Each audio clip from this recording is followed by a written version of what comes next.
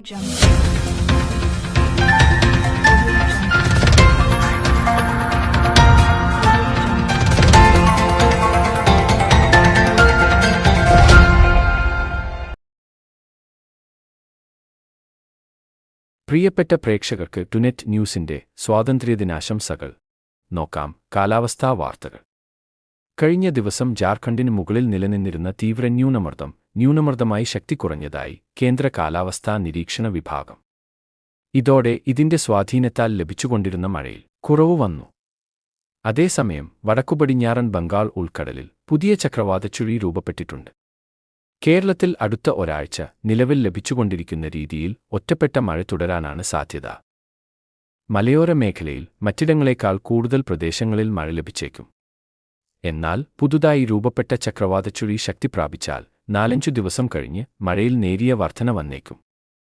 നിലവിൽ സംസ്ഥാനത്ത് ഇന്നും വരും ദിവസങ്ങളിലും എല്ലാ ജില്ലയിലും ഗ്രീൻ അലർട്ടാണ് നൽകിയിരിക്കുന്നത്.